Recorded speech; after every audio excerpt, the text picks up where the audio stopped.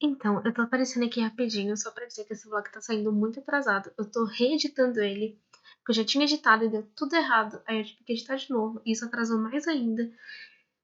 Então eu cortei muita coisa. Tinha um pedaço inteiro de eu falando sobre os contos que eu gostei de Um Mundo Invisível Entre Nós. Mas eu cortei tudo isso, e vocês estão ficando aí só com a parte que eu decidi deixar. E ficou muito mal editado, na verdade. Pior do que normalmente fica. Porque tava cansada, exausta. Eu tive que reeditar isso tudo. E eu passei muita raiva com isso aqui. Então, é isso. Fiquem com o vídeo. Oi, eu sou B e bem-vindos a mais um vídeo. Felicidade Peregrina. Do Felicidade Peregrina. A pessoa não sabe interagir com a câmera, mas tudo bem. Eu estou de verde, minhas unhas estão verdes, porque esse vlog vai ser um vlog temático de leituras verdes. No caso de leituras com livros com capas verdes. Eu até fiz esse aqui, ó. Esse é o caderninho que eu tô usando esse ano para minhas leituras e tudo mais. Eu vou ler 3 livros. Eu tenho 3 livros nessa TBR. E talvez tenha alguns livros extras que podem ou não vir. É comum, né, desses livros é que todos eles terão capas verdes. Mais ou menos. Vocês vão entender porque mais ou menos. Então eu vou mostrar os livros. Deixa eu pegar um aqui que eu acabei guardando. E temos ele aqui de novo. O Mundo Invisível Entre Nós, da Kate Arthur. Dessa vez eu realmente pretendo ler. Inclusive, esse é o livro que eu vou começar a ler. Na verdade, eu estou apresentando os livros na ordem que eu quero ler eles, tá? Então, esse é o livro que eu vou começar a ler nessa TBR temática, né? E ver se eu acabo ele. Eu estou aqui, ó, na página 174 do livro. E aí eu preciso terminar isso aqui. Vão ser 332 páginas que eu preciso ler desse livro. E é um livro de contos que tá me perseguindo há algum tempo. Eu tentei colocar ele num outro blog, inclusive, mas aí eu acabei desistindo porque eu acabei dando prioridades pra outras coisas. Aí, como ele é verde, num grande geral, né? Ele tem os outros detalhes de outras cores e tudo mais, mas, tipo, num grande geral, ele é verde. Eu decidi colocar ele aqui e ver se eu dou uma prioridadezinha maior pra finalmente terminar esse livro. Ele está me perseguindo há alguns outubros passados, entendeu? Desde 2020, eu acho. 2021, algo assim. Então, terminar esse livro, finalmente.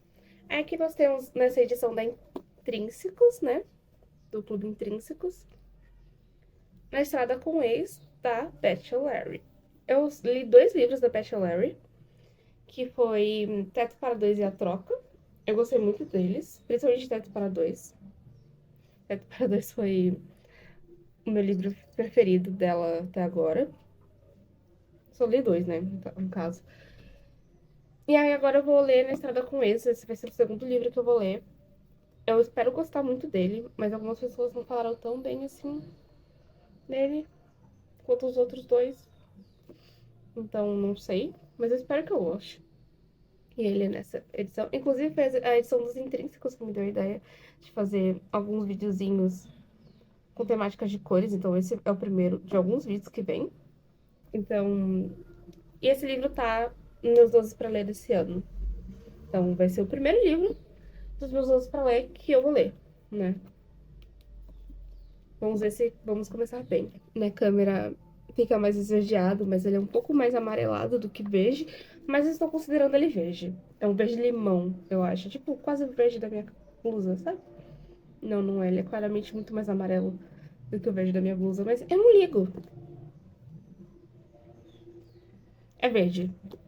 Os vestidos são verdes. É verde. Entendeu? É ilusão coletiva que isso seja mais ou menos amarelo. É verde. E esse vai ser o último livro que eu vou ler dessa TBR, da minha TBR oficial. Talvez eu pegue extras, provavelmente não, mas nunca se sabe. E eu coloquei ele por último, porque eu acho que ele vai ser o livro que eu mais vou gostar. Ele parece bem gostosinho de ler. Então, deixar o melhor por último, né? Eu sempre tenho essa de tentar deixar o melhor por último. Então, eu coloquei esse livro por último, porque eu acho que ele vai ser bem gostosinho, bem divertido. E aí eu vou tentar terminar esse Sete-Biar feliz. E ele também é o menor, né? Ele também é um menorzinho, assim. Então, é. Uma coisa que eu vou tentar fazer é sempre tentar aparecer nas entradas desse blog de verde. Eu vou fazer o máximo possível pra conseguir fazer isso. Então, hoje coloquei só essa blusinha aleatória, verde. E minha unha verde, né? Mas eu vou tentar sempre aparecer de verde por aqui pra ficar dentro da temática. Afinal, estamos falando sobre coisas verdes, vamos aparecer de verde. Eu terminei na estrada com o ex. Eu falei que eu ia ler. Cadê? Aqui, ó. Esse livro primeiro, né? O Mundo Invisível entre Nós. Não li. Eu li esse, sim. Mesmo que eu esteja lendo os livros, eu acabo deixando eles aqui, porque senão eles ficam tudo uma baderna. E minha casa já é uma bagunça, então. Minha casa não, meu quarto já é uma bagunça, minha mãe já reclama o suficiente, não vamos evitar. Então, inclusive aqui tá uma bagunça, porque eu preciso arrumar, por favor, ignorem, tá? Vocês não estão vendo nada. Ele ia estar com o ex da Bachelor O'Leary, né? Que ia ser o segundo livro, no final foi o primeiro. Mas é porque quando eu tava fazendo algumas coisinhas, eu acabei pegando ele pra ler. E ele é um livro que flui muito bem, assim como os outros livros da Beth, né? A Troca e Teto para Dois. Esse livro realmente não é tão bom quanto A Troca e Teto para Dois, mas ele não é horrível, tá? Vendo as coisas que eu tinha escutado falar sobre ele e tal, eu tava esperando uma coisa bem pior. Mas esse é um livro ok. É um livro bem ok. Aqui a gente vai conhecer a Ed e o Dylan. E aí a gente vai ter. No livro eles vão intercalando os dois momentos deles, né? Também, o ponto de vista deles, a gente tem o ponto de vista da Ed e do Dylan. E a gente vai intercalando entre o antes e o agora. No antes, a gente vê como eles se conheceram, né? A Ed estava trabalhando na casa de verão de uma amiga dela, da família de uma amiga dela, e que eles alugam essa casa. E aí eles alugaram essa casa para a família do Dylan. Mas aí, por algumas questões, a família do Dylan não foi, e só foi o Dylan. E aí depois aparece o tio do Dylan, e depois aparece um amigo do Dylan, que é o Marcos, que a gente vai falar sobre ele aqui. E depois aí o Marcos chama outros amigos do Dylan, etc, etc. E a Ed e a irmã dela, a Deb, estavam lá trabalhando nessa casa, né, como caseiras. E aí elas acabam conhecendo esse pessoal. E eventualmente a Ed e o Dylan começam a namorar. Tá? E só que a história vai, a história vem e eles terminam. E no agora, a gente já sabe que eles terminaram, né? A gente começa com a história no agora, e eles já estão separados. E acontece que a Cherry, que é da família, que era a dona dessa casa de verão, né? A Cherry, ela vai casar. E tanto o Dylan quanto a Ed foram convidadas. E aí, eles estavam indo, né, pro casamento, só que acontece um acidente, o carro do Dylan, que na verdade é o carro do Marcos, né, que é o amigo do Dylan, quebra. E acaba que eles vão ter que, tipo, pra não deixar o Dylan e o Marcos ali abandonados, a Ed, a Deb e o Rodney, que depois é outros clientes com esse personagem, todo doido ele, eles acabam pegando o Dylan e o Marcos e colocando dentro do carro dele junto pra todo mundo ir lá pro casamento. E na muita coisa errada, coisa vai, coisa vem, e claramente a Ed e o Dylan ainda têm sentimentos um pelo outro. E aí a gente vai acompanhando, né, no passado, entendendo o que aconteceu pra eles terminarem. Minha bateria está indo embora. No passado vai vendo as coisas pra entender por que eles terminaram. E no futuro, vendo que eles ainda têm sentimentos, e eles podem resolver essa questão. E aí, coisas e coisas. Primeiro sobre o Marcos. Insuportável, tá? Insuportável. O Marcos era claramente um amigo tóxico no passado. No futuro, eles tentam me convencer de que ele tá mudando. Talvez realmente esteja, mas eu não sei se a redenção dele foi suficiente pra mim aqui pra eu começar a gostar do Marcos. Tá? Porque ele é muito chato. Ele é muito chato, tá? Ele é, tipo assim, insuportável. A Ed e o Dylan, enquanto casal, também não me convenceu muito, não. Primeiro porque eles se conheceram muito rápido. Quer dizer, eles se conheceram ali e aí eles começaram uma relação muito rápida e tipo, um negócio de, nossa, apaixonado completamente por você, ao ponto de, tipo, ser o amor da minha vida, muito depressa. E, tipo, não me convenceu. Sério, não me convenceu nem um pouco. E E o Dylan, claramente, né, ele tava, assim, criando uma certa dependência emocional da Ed.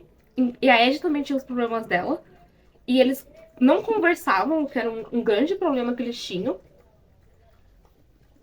Então, muitas coisas aconteceram, né, pra eles terminarem e tal. Todo um rolê aqui. E o Max tem a ver com isso também um pouquinho, mas não exatamente, mas tem um pouquinho a ver. Que ele também ficava plantando coisas tanto na cabeça da Ed quanto na cabeça do Dylan, principalmente na cabeça do Dylan, né? Que a Ed não era boa o suficiente pra ele, que não sei o que, etc e tal, nananã. Enfim, o Marcos era bem um amigo tóxico mesmo, sabe? Que não sei explicar. É como se ele não quisesse perder o Dylan de alguma forma. E no agora, né, que é quando ele se reencontra e etc, e vê essa chama reacendendo, não sei o que, lá. Não sei se me convence o fato de que, pá, é porque eles realmente se amam ou só porque as coisas não terminaram resolvidas. Sabe? Eles nunca resolveram a situação deles. Eles terminaram, aconteceu todo um negócio lá, que o Dylan não acreditou na Ed, e aí depois ele descobriu que de fato tinha acontecido, e aí, só que aí a merda já tinha sido feita, e a Ed, tipo, entendeu o lado dele, mas não quis voltar com ele, né? Não quis perdoar ele e voltar, o que pra mim é muito justo. Então eles nunca resolveram, de fato, a relação deles. Então, esse negócio de ter todo esse sentimento ali, parecia muito mais que faltava. Que era porque faltava resolver coisas do que porque eles são o amor da vida um do outro. Sabe? Esse casal realmente não me convenceu. E no final, quando eles voltam a ficar juntos, como é tudo muito rápido, são poucos dias, muitas coisas envolvidas, muito tralá, não me convence essa volta, porque, tipo, e aí? E aí? Sabe? Não fizeram nada. Não... Desenvolvimento, cadê? Não tem. Mas apesar disso, eu gosto da escrita da Beth, né?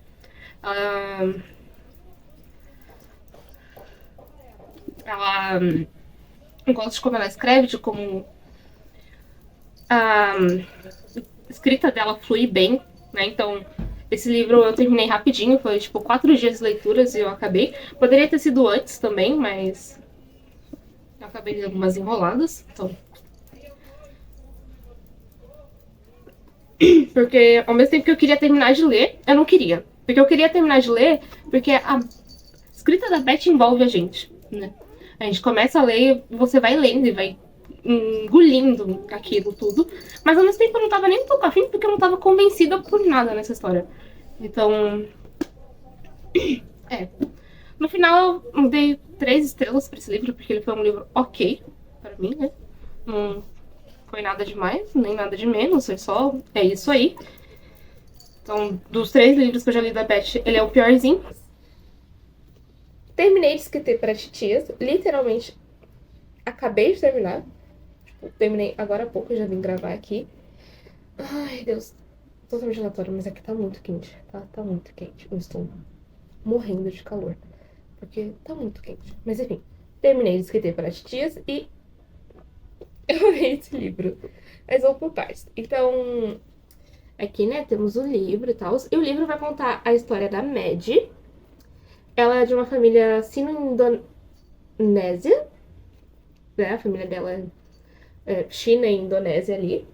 E ela tem essas tias dela, que também estão aqui atrás, né? São as tias dela. E a mãe dela também, né? São as tias e a mãe. E eu acho muito legal porque elas estão específicasinhas de um jeitinho. E depois de ler o livro, você consegue saber qual que é qual. Eu não lembro o nome delas, porque mal fala o nome delas, tá? A mãe da média, ela fica chamando de má. E as tias é tipo a grande tia, segunda tia, terceira tia, quarta tia, basicamente. Então.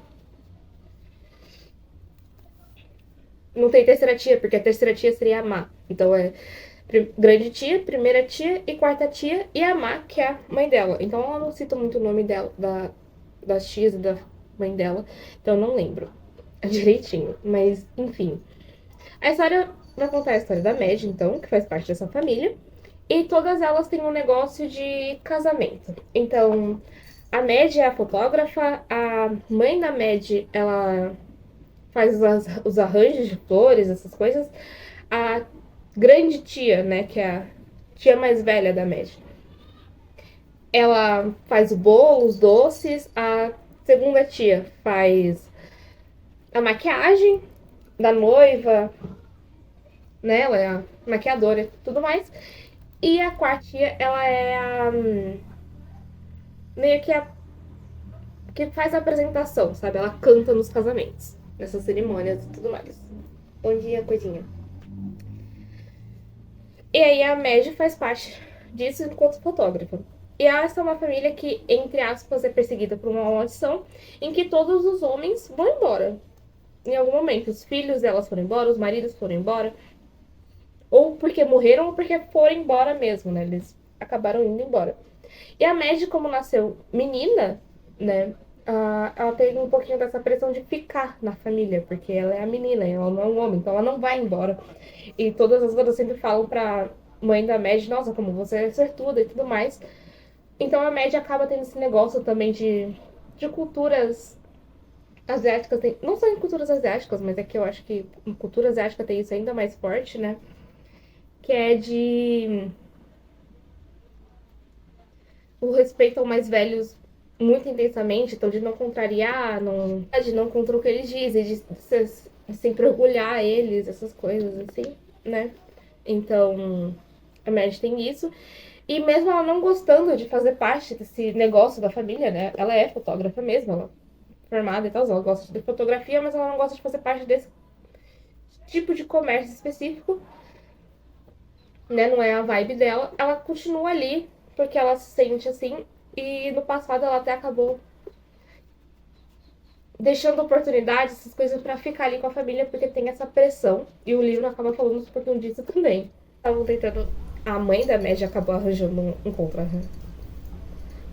né, pra Mad. E acabou que a Mad matou o cara. Sem querer, assim.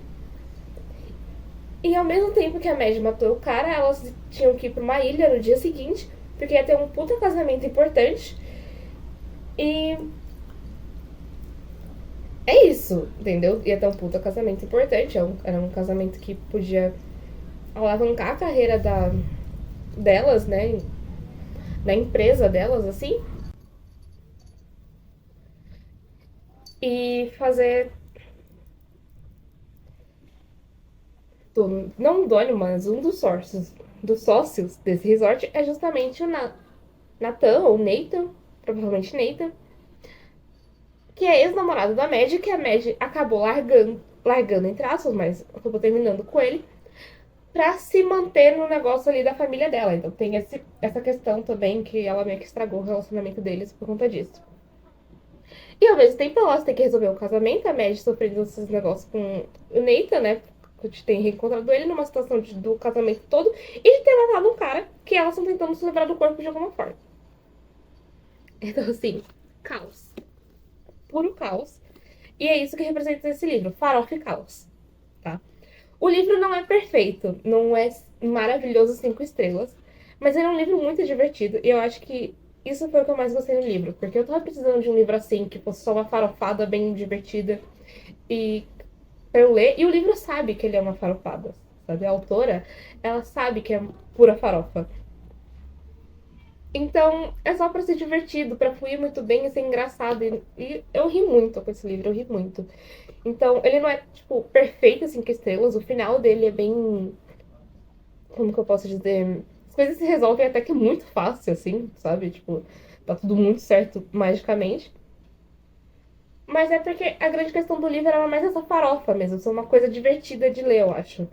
Então, mesmo ele não sendo perfeito, ele é um favorito. O favorito é ele, é o primeiro favorito do ano. Vitórias. E dei 4,5 estrelas, né? Porque, como eu falei, ele não é um livro perfeito, mas é maravilhoso. Eu amei ler esse livro, eu me diverti bastante. Eu tava precisando disso. E outra coisa que eu gostei é que como o casamento que elas estão preparando é sino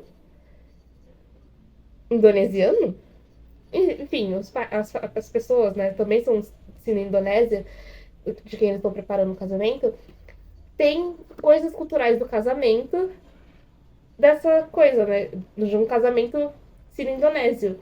E eu adorei, porque eu adoro ver essas coisas de cultura nova, e eu achei muito interessante, né, porque como a média fotógrafa, ela acompanha esses momentos porque ela tem que fotografar esses momentos. E aí teve essas explicações de como são essa parte da cerimônia também, e eu gostei. Enfim, mais um livro lido, lindo, perfeito, maravilhoso. E é isso. Por hora eu não tenho muito o que dizer. Além disso, eu não tenho muito o que dizer, além de que leiam esse livro. Ele é uma bela farofada. Se vocês gostam de uma farofa, leiam esse livro. Porque ele é divertido de ler, ele é engraçado e ele flui muito bem. E ele sabe que ele é uma farofada e que não é pra levar as coisas muito a sério, sabe? Não é um puta livro de suspense, um thriller, qualquer coisa assim. É só um livro divertido. E é isso. Vamos lá. Finalmente terminando esse vlog aqui, tá? Finalmente, depois de tanto tempo, né? Vamos terminar isso aqui. E, assim, verdezinho, né? Pra terminar isso com dignidade. Então, estou aqui com o meu vestido, não dá pra ver com o vestido, mas com o meu vestidinho verde. O livro que faltou, né? Pra eu ler essa tibiar verdezinha. E que eu só consegui ler, inclusive, porque eu tava enrolando muito pra ler esse livro. Por conta da maratona 24 horas da Tami, tá? Que saiu o vlog também, vou deixar no cardzinho aqui. Mas é o livro O Mundo Invisível Entre Nós, calma. O Mundo Invisível Entre Nós, da Caitlin R. Kiernan. E a capinha do livro aqui, que é da Dark Side, tá? Inclusive, eu ia gravar lá na sala pra ficar num ângulo melhor, mas eu precisava do meu computador pra ver o que eu anotei dos contos, né? Então, ângulo meio ruim, mas vocês já estão acostumados, né? Tipo, o que mais tem aqui nesse canal é ângulo ruim. Então vamos lá. Então esse é um livro de contos, tá? Eu já conheci a autora por conta de A Menina Submersa, que é outro livro dela, que também saiu pela Dark Side. Tem uma outra edição também que eu não lembro de qual editora que é, mas a que eu li e a que eu tenho é da Dark Side mesmo. E eu gosto bastante, tá? Eu gosto bastante de A Menina Submersa e por isso que eu quis ler O Mundo Invisível Entre Nós, tá? Inclusive aqui atrás ela fala que a Caitlin é uma das autoras mais prolíficas e versáteis de fantasia dark e ficção científica. E eu gosto de fantasia dark e eu gosto de ficção científica. Então, e realmente a gente consegue ver tudo aqui nos contos daqui. Uma coisa importante pra falar é que aqui no livro, como vocês podem ver, ele é bem extenso. Ele tem 28 contos. Tá difícil de falar hoje, tá, galera? E ele é dividido entre mundo um e mundo 2. Que basicamente, mundo um são contos que foram escritos entre 1993 a 1999. E aí o mundo 2 ele são de contos que foram escritos de 2000 a 2004, tá? Eu acho que foi separado porque a vibe da autora muda um pouco entre o mundo um e o mundo 2. Eu acho que foi por isso. Não muda tanto assim. Na verdade, eu acho que do início do mundo 2 pro final do mundo 2 muda bem mais. Ela ganha um outro aspecto, né? Até porque ela começa a escrever em primeira pessoa também, em alguns contos dela. Mas eu acho que é separado por isso, né? Porque a vibe dela muda um pouquinho, o jeito como ela escreve. Então acabou sendo separados em mundo 2 de acordo com isso e, né, pelos anos aí que ela escreveu. Enfim, O Mundo Invisível Entre Nós, inclusive, é um conto que tá aqui dentro, é o segundo conto do livro. E é um dos contos que recebeu uma das maiores notas, assim. Ele recebeu, acho que 4 estrelas que eu dei. Eu tenho muita coisa pra falar sobre o livro, tá? Porque são contos. Eu não vou falar sobre todos os contos aqui, mas vou de pedaço em pedaço. E eu já me perdi totalmente. Eu já percebi que eu falei muita coisa e nada. Mas vamos lá. Eu já conheci a autora, por isso eu quis ler o livro, só que o livro, no geral, enquanto A Menina Submersa, pra mim, é um livro que é 5 estrelas favoritado, esse livro não foi. O que faz sentido, né? Obviamente, seria quase impossível que eu favoritasse todos os contos do livro pra poder favoritar esse livro. Ou pelo menos a maioria dos contos eu teria que favoritar. A maioria dos contos aqui recebeu 2 estrelas, 2 estrelas e meia, 3 estrelas e meia no máximo, tá? A grande maior parte dos contos. E foi um ou outro conto, tipo, de 4 estrelas, 4 estrelas e meia, que salvou a nota desse livro, tá? Porque acabou subindo a média pra ir pra média total de 3 estrelas. Que geralmente o que eu faço, eu dou uma nota pra cada conto, somo tudo, divido pelo número dos contos e dou a nota do livro a partir dessa média. Então foi um ou outro conto que acabou salvando a média desse livro, que foi pra 3 estrelas, que foi o que eu dei. Mas, tipo, a maioria dos contos eu não gostei. Primeiro porque eu não senti tanto a vibe que eu mais gosto na autora, que é a vibe do que tem a menina submersa. Mas, mesmo os livros que. Mesmo os livros não, mesmo os contos que tinham essa vibe, um pouco complexo, porque me faltava muito contexto. Eu vou usar o Neil Gaiman como exemplo, porque a Caitlyn e o Neil Gaiman têm vibes bem parecidas, tá? Não é à toa que eles se admiram e até fizeram coisas juntos, porque a Caitlyn já ajudou em alguma das histórias de Sandman, que eu descobri isso enquanto estava pesquisando sobre a autora. Porque realmente eu gosto da Caitlyn enquanto autora, tá? Eu acho que eu vou gostar muito de outras histórias dela. É que aqui eu tive alguns problemas. Que foi essa relação do contexto que os contos precisavam. E, tipo, como que eu vou usar o New Game aqui como exemplo? Tem duas formas de você precisar de contexto. Uma é quando você precisa do contexto, porque senão você não entende nada do que tá passando ali, e aí você acaba tendo uma experiência péssima. Ou a outra é um negócio que você precisa de um pouquinho de contexto pra entender as coisas, mas a experiência não é horrível. E na verdade são três, porque tem a terceira que é quando, tipo, o, o livro já é muito bom e ter o contexto só melhora ainda mais as coisas. A maioria dos livros do Neil Gaiman, pra mim, se encaixam nessa terceira coisa, que é quando a obra já é maravilhosa, tipo Coraline e Deuses Americanos, mas às vezes se você tem um pouquinho mais de contexto, fica ainda melhor. Com Coraline, por exemplo, tipo, se você souber o que é uma beldam e esse tipo de coisa, você percebe que, tipo, caramba, o livro tem muito mais coisa e tipo, fica muito mais interessante. Ou algumas coisas que, tipo, como eu pesquiso muito sobre paganismo, bruxaria, coisas assim, eu vejo muitas coisas de folclores celtas e pagãos nos livros do Gamer que ele fica repetindo muitas vezes e que é muito legal.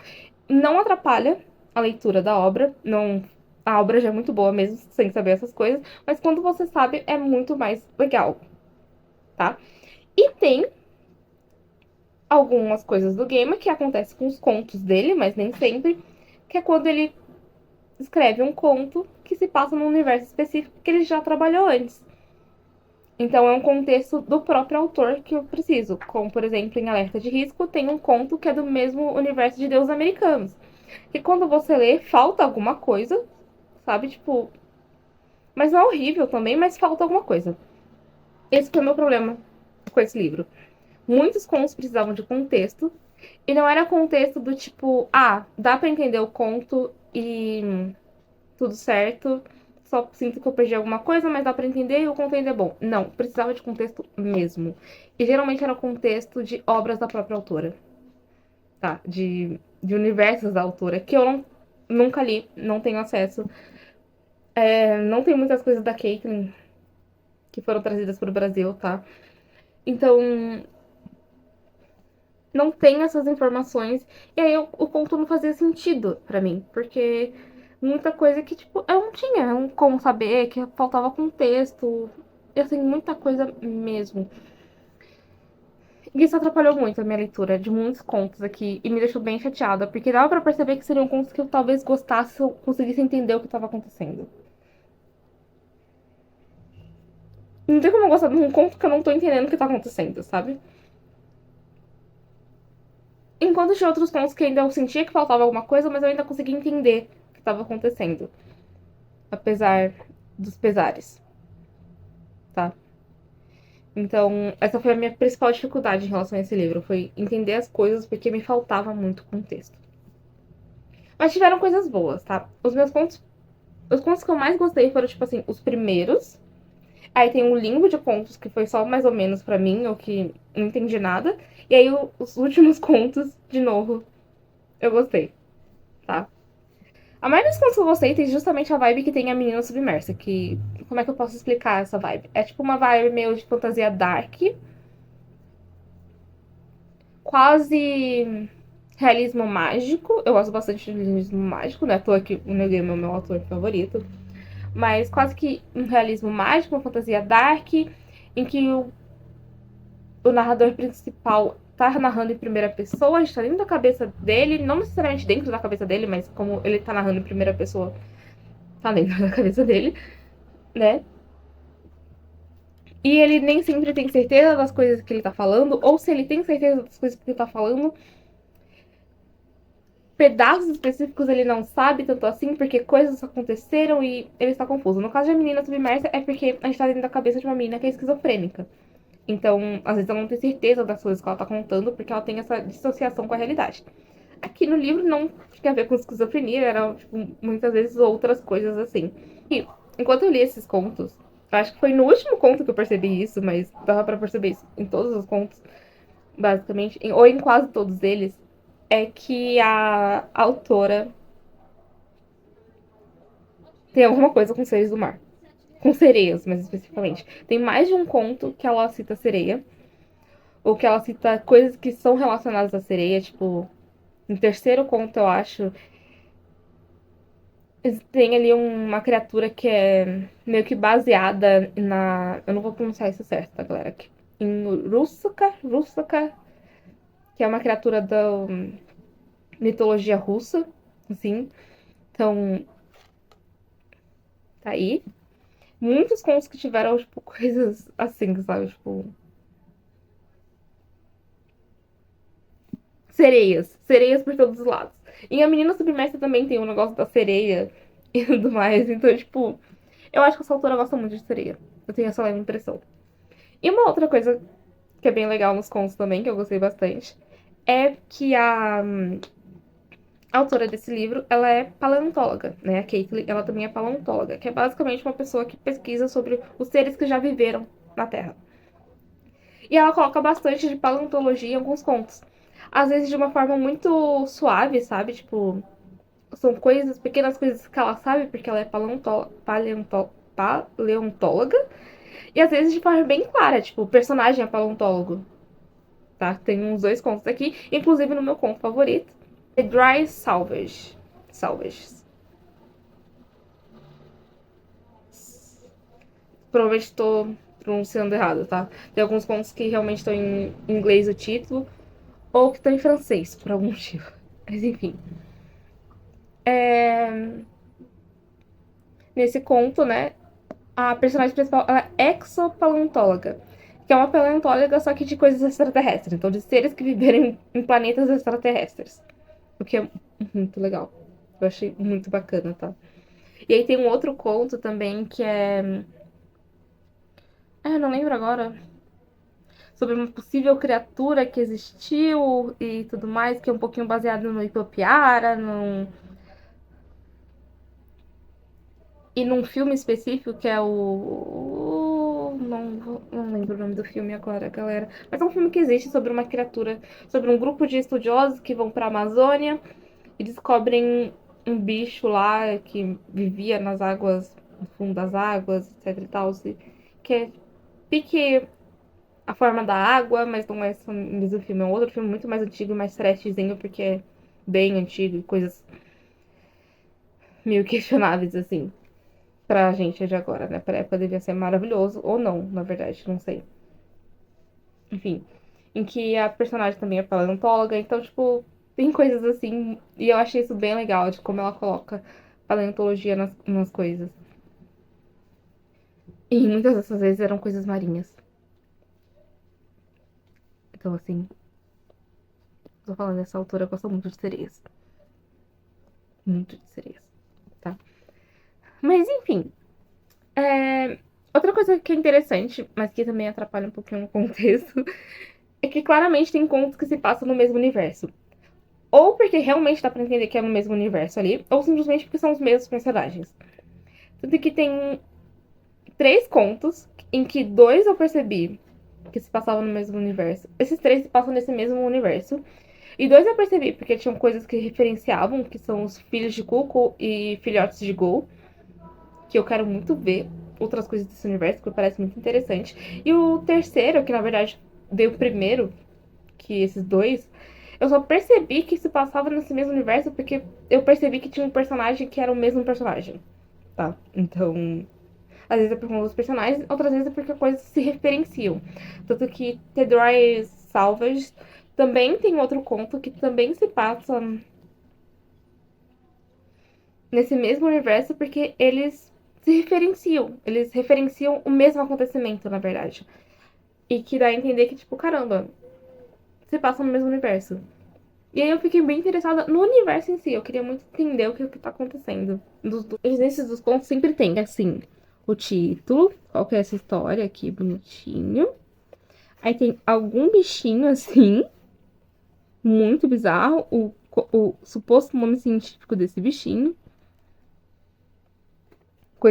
Como se fosse uma coisinha, tipo, científica mesmo, de paleontologia. E aqui embaixo tem a Caitlyn falando um pouco sobre o conto que vai vir a seguir. Tipo, bem resumidamente mesmo, tipo, falando sobre o conto, ou sobre o que deu origem ao conto, ou alguma coisa relacionada, ou como ela estava se sentindo na época do conto, coisas assim. E em muitas dessas partezinhas, ela falou sobre como ela repetia muito personagens. E não necessariamente se passava no mesmo universo, mas é que ela repetia esses personagens por algum motivo específico. Então também tem esses contos em que se tem esses mesmos personagens. E eu devo admitir que esses contos acabaram sendo os que eu menos gostei e os que eu menos entendi também, tá? Porque